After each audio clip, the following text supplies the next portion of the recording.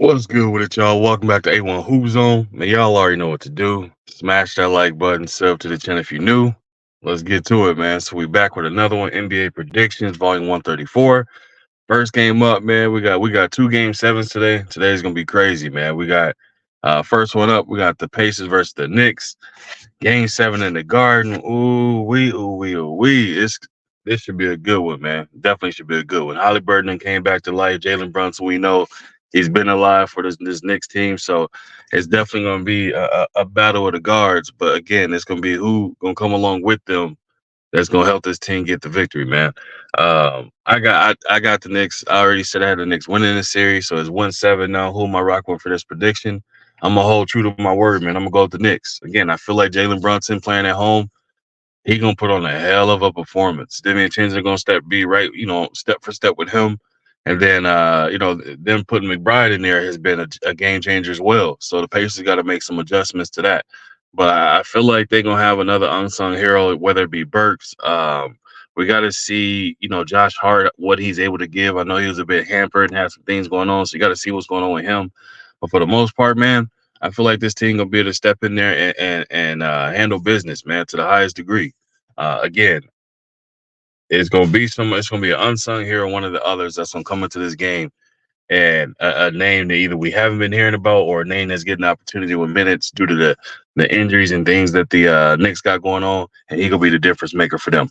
Pacers side of things, they need Halliburton to have like 60. They need Miles Turner to have 40. They need Siakam to get 30. They need all the scoring they can have. And they definitely got to take care of the ball, McConnell as well. But again, there's a lot of energy that's being wasted, but also at the same time, a lot of dumb fouls taking place as well. And so you're seeing a little chippiness and things like that, but they're not utilizing that in the best way to get them a W. I should say that. So I got the Knicks. I got the Knicks closing this thing out and advancing and taking on the Celtics, man.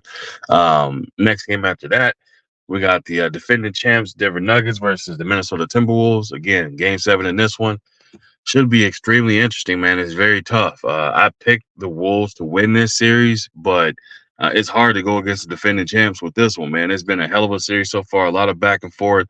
The only thing I'm a little bit weary on, I'm picking the Wolves to win this game, but the thing I'm weary on is in game six, I feel like the Wolves threw out everything they potentially had and put everything into that game. My only thing is, will they be burnt out? Will they be burnt out, and will they be able to duplicate that same type of performance for Game Seven? All the marbles are on the line. Win or go home. Can they duplicate that exact same performance or not? That's wait to be seen. That's what we're waiting to see. But as far as who do I have? Um, I definitely have the Timberwolves winning this. I have Jokic and Jamal Murray definitely having a hell of a game. But I feel like Anthony Edwards is definitely going to go in there, put on a special performance, and Nas Reed, Rudy Gobert, Nas Reed, Carl Anthony Towns, McDaniels, obviously with McConley or Mike Conley out there, it's going to be a huge difference maker. I feel like, yeah, I just feel like that Michael Porter Jr. is going to be he's going to be in his own way a little bit. Aaron Gordon is definitely going to show up for them because he's been very consistent in doing so. But it all hinges on Michael Porter Jr. How he shows up in this game. But I got the Wolves winning that, man. But that's all I got for y'all. I appreciate y'all coming through. Smash that like button, sub to the channel if you're new.